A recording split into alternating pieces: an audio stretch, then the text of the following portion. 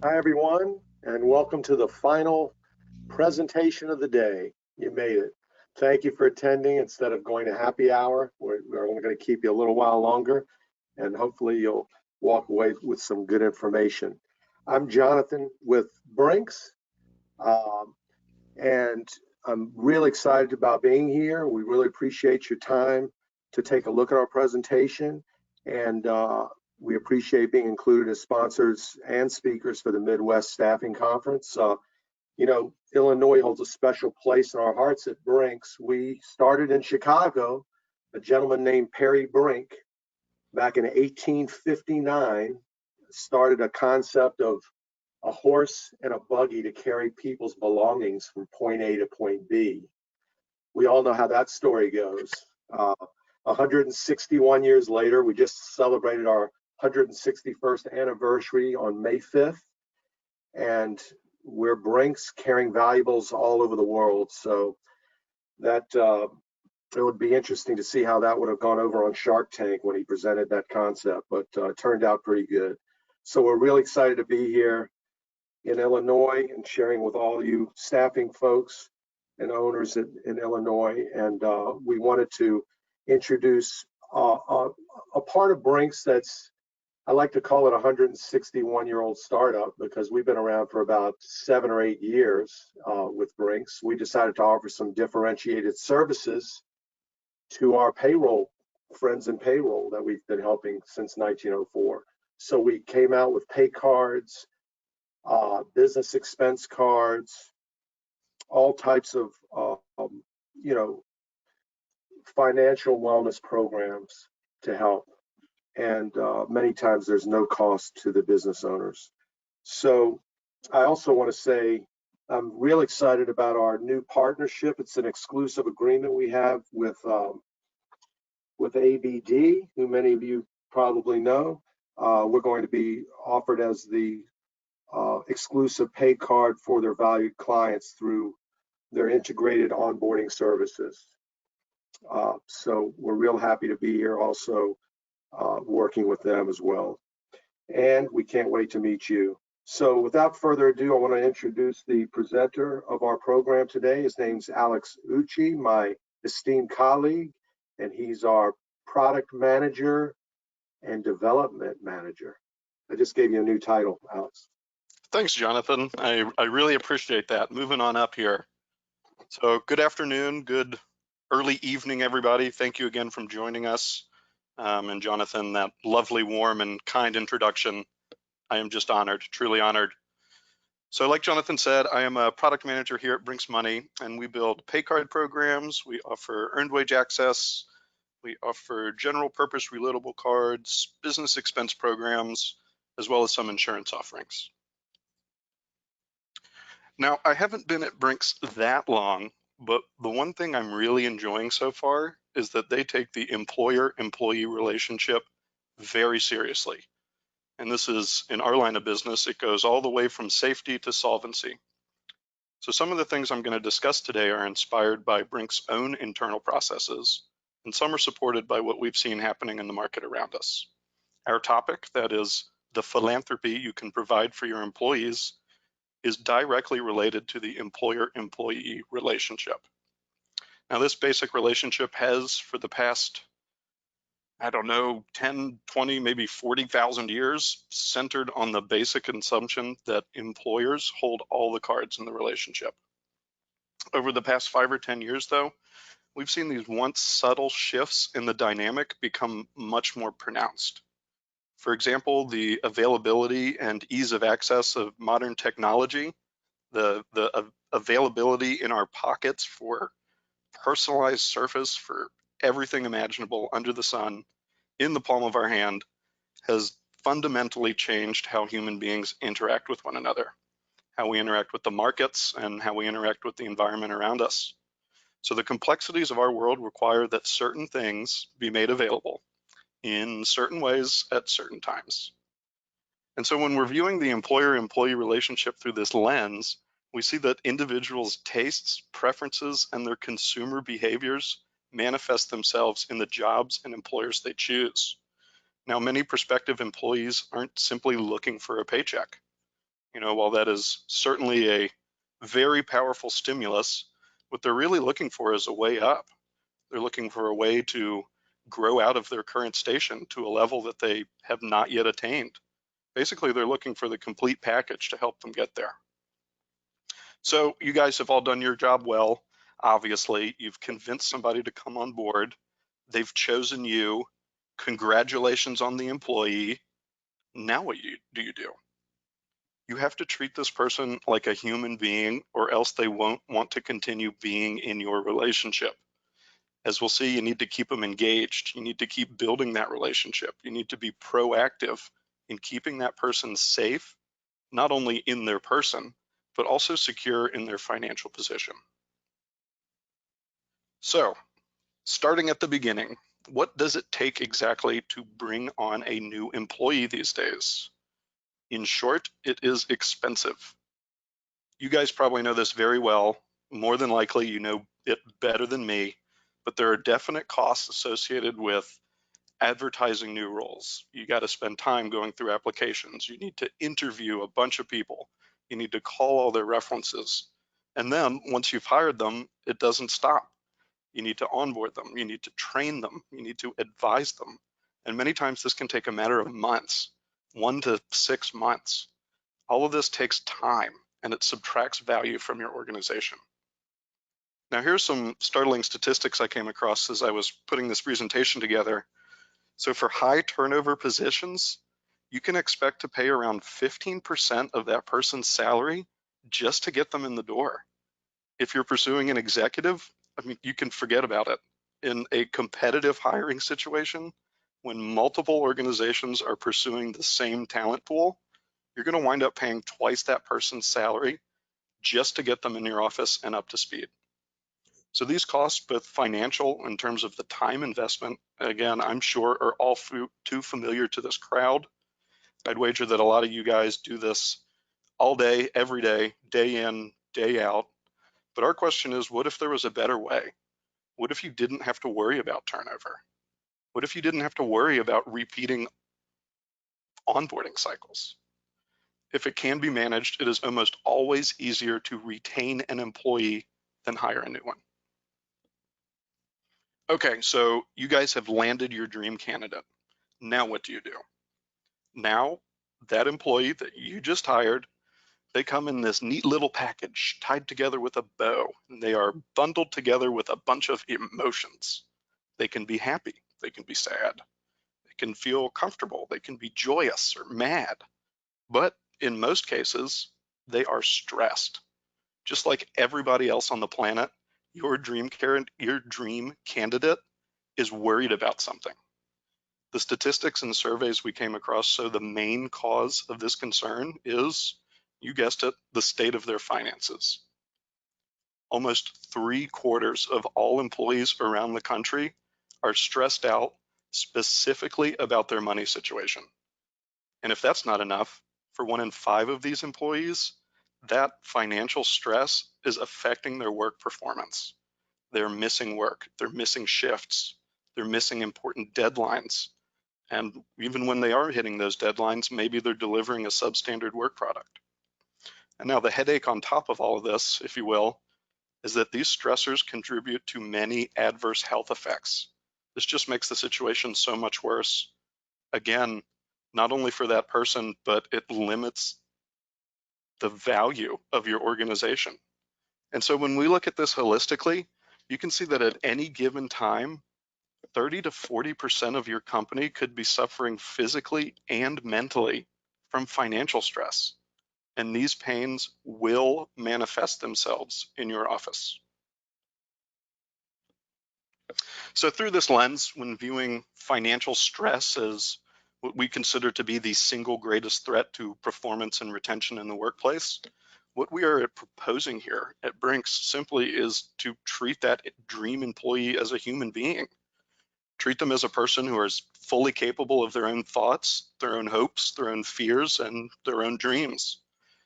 We like to think about how wonderful it would be if we treated our employees the same way we treat our families. At an almost psychological level, we're looking for 3 things when we consider ourselves for employment. At Brinks, we call those things security, dignity, and savings. So for the over 90 million Americans who are living paycheck to paycheck, security explicitly means the ability to compensate for significant and unexpected financial burdens. These can be commonplace events. So for example, a couple months ago, right before lockdown, I was out running some errands, got a flat tire. I said, shoot, got the spare out of my trunk, went to take my wheel off, and I could not, for the life of me, get the last nut on my wheel off. I was trying so hard. I was jumping up and down on the wrench. I was throwing all my weight into it. And at one point I said to myself, you know, if you don't stop now, you're going to hurt yourself, which likely would have happened. So anyway, I wound up calling a tow truck. In between towing the car, replacing the tire, aligning the wheels, and all the other little bits and bobs that they needed to do at the service center, I was out hundreds of dollars. Now, if I'm only making $500 a week, this means that I need to choose between my car or something else that was likely vital to me. I would be late on rent. I would miss a utilities payment. I might even need to grocery shop for my family differently. So knowing that I'm able to cover unexpected events like this, well, I don't think anything's going to completely eliminate this stressor. It definitely significantly reduces my anxiety. In regards to dignity, what we're looking for is someone who understands that life is complex enough as it is. Once you add these financial stressors into the mix, what we're looking for is somebody who is compassionate enough to empathize with the multitude of different situations we find ourselves in.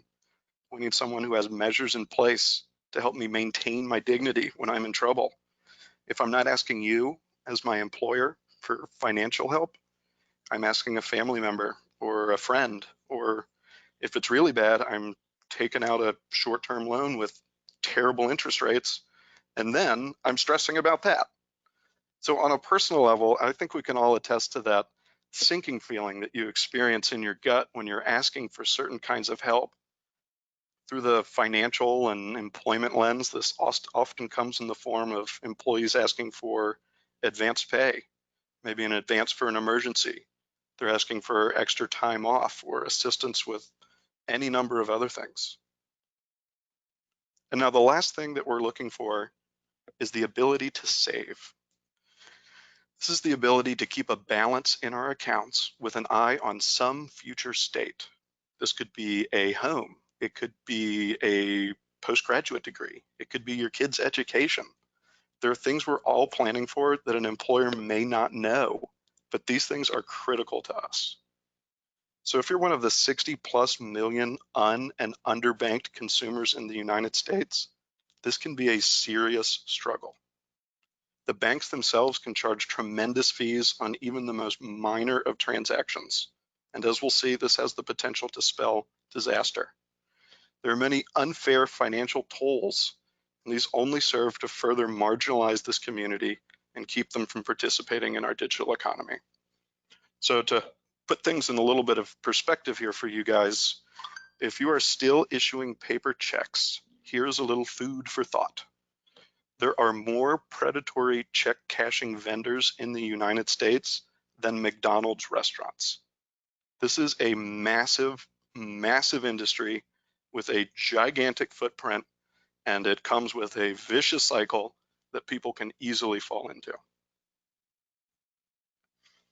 So, how can your company be more philanthropic? Simple, you put people first at the center of your strategy. If you consider them to be human beings first rather than resources, you'll see your effort paid back.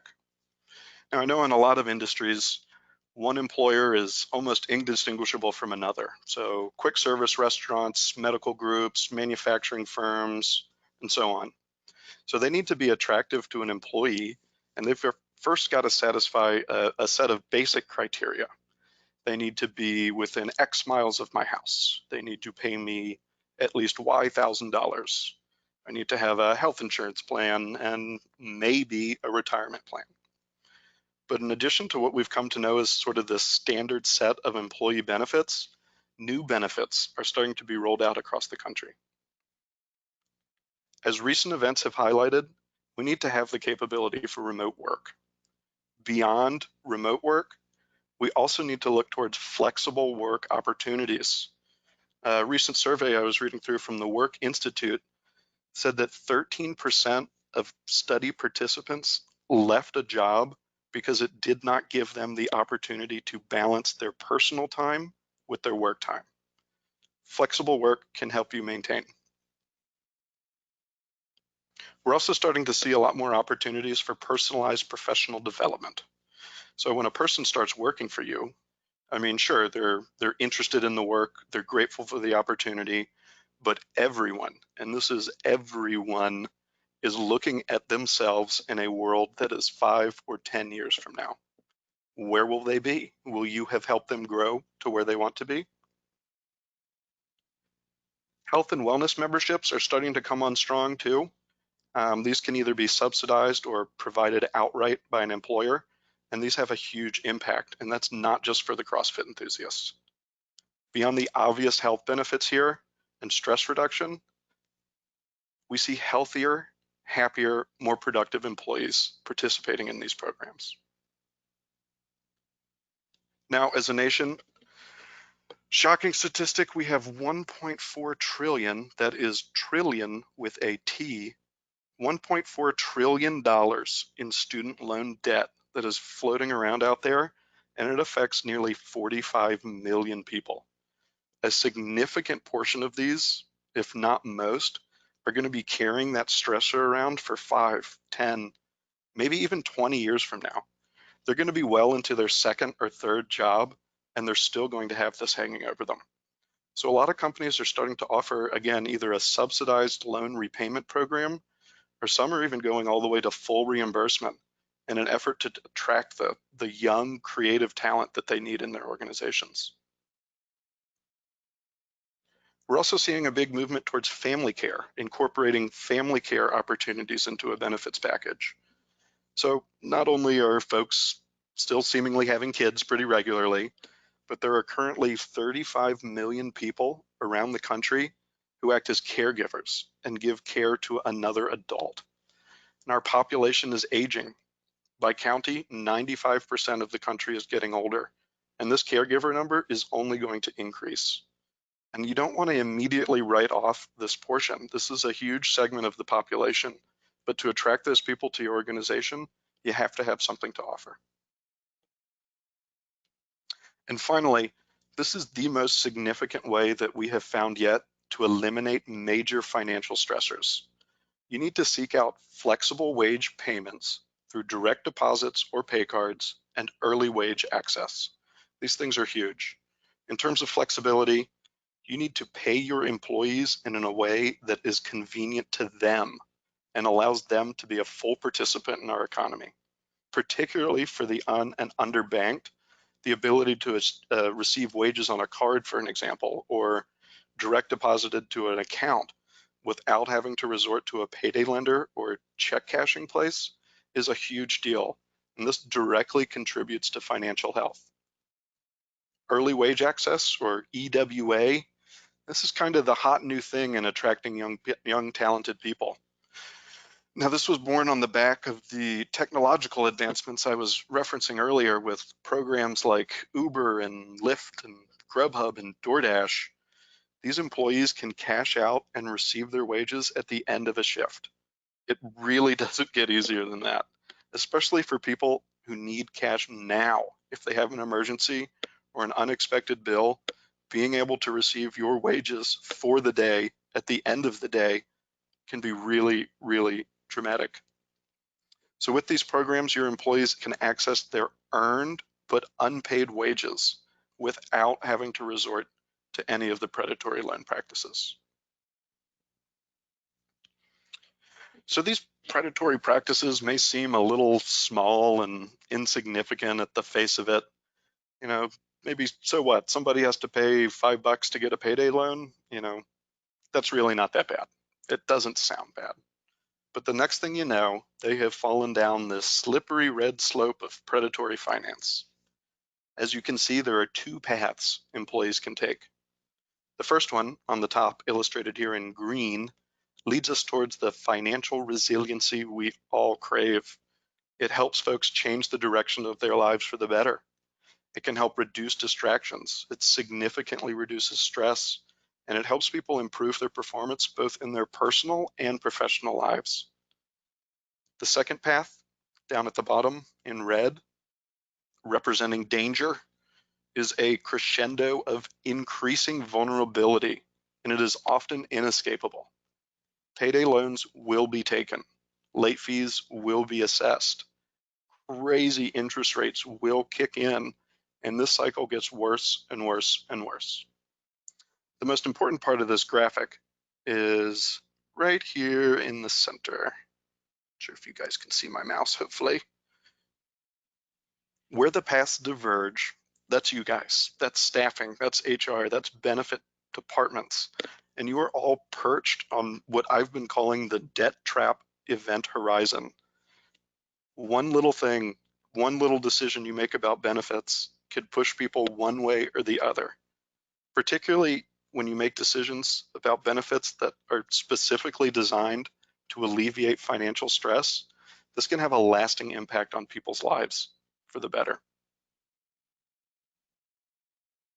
Now, again, the easiest bang for your buck strategy that we've come across is to implement and make available earned but unpaid wages immediately after they're earned. Now, all of these programs, there's many of them out there.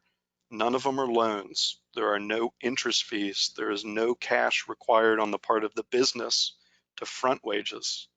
So not only does this alleviate those three key points we discussed earlier, that being security, dignity, and savings, but it levels what is already a very competitive playing field.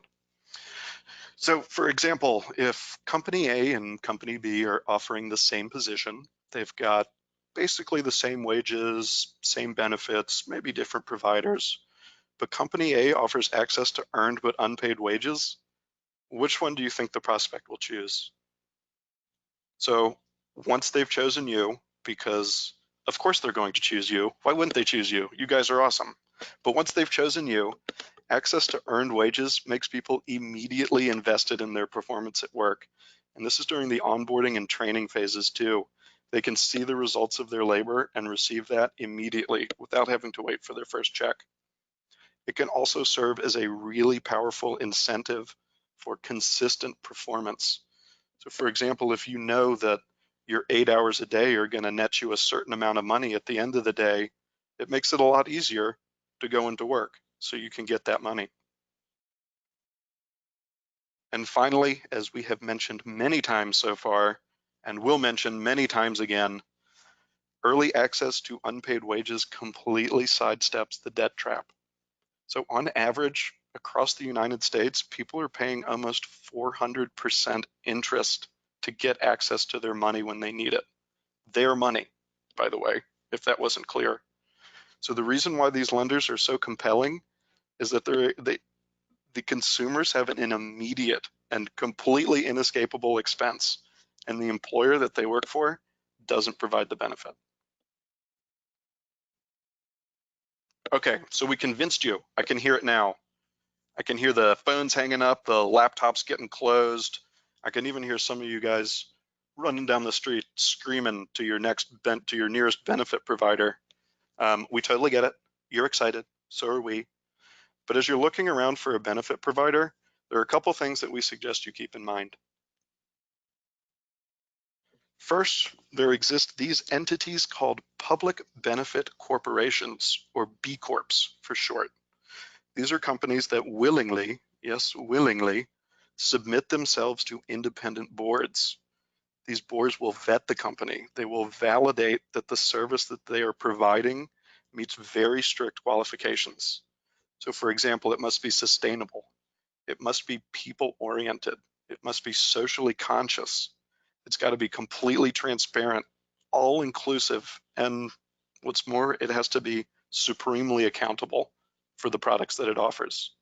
So from the outset, for these companies, they have baked into their mission profile the requirement to put your employees first.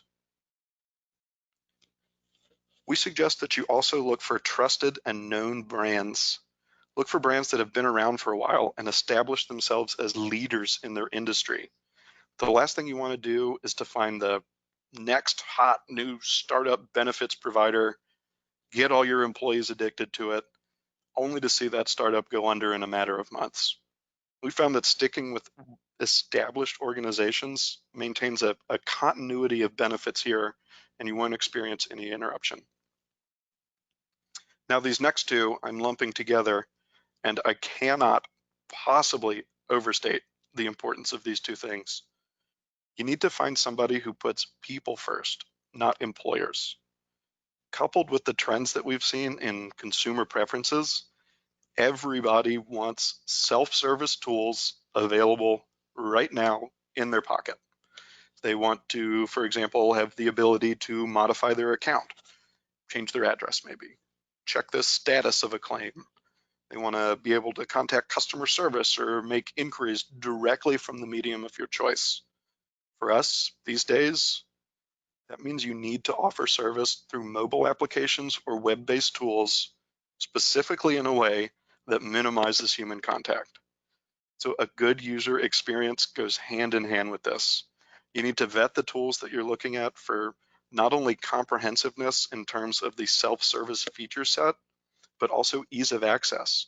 This needs to be something intuitive. Your employees shouldn't struggle to make a claim, ask a question, file a document. It needs to be easy for everybody of all segments to operate. And finally, again, underscoring the financial side of this, you need to find somebody who gives your employees access to their money without exorbitant fees.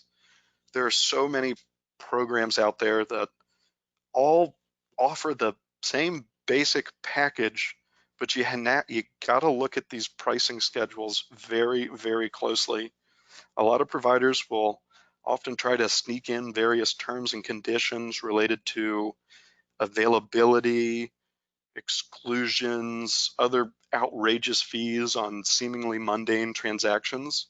You need to find somebody who gives your employees access to their funds at the lowest cost possible. And now we'd just like to say again, thank you everybody for hopping on and chatting with us today. Hope everybody's had a great day. This has just been a tremendous event. So thank you again to the ISSA and the WASS for putting this together. I know we have been receiving questions in the chat box.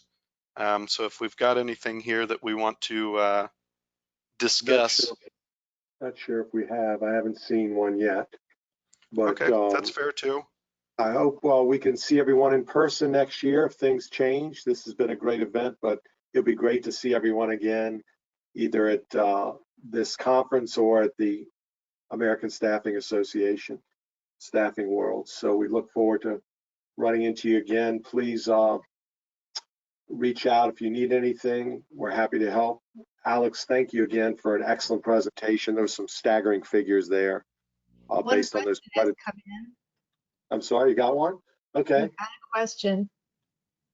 There you go. Which industries are currently using earned wage access? You want to take that, Alex? Sure. Yeah. So it's a broad range. We see it a lot in sort of the higher turnover, lower wage situations. So you think immediately about retail environments, particularly the big box stores. Your Walmarts of the world are super into this. You're seeing it at restaurants. You're seeing it in medical groups.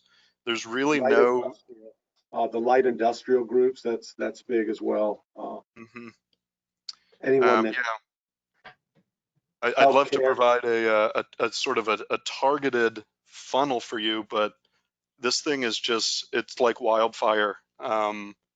As soon as employers realize that there's no overhead to them and that this service is a purely employee-centric benefit, there's a little integration that needs to take place between payroll systems.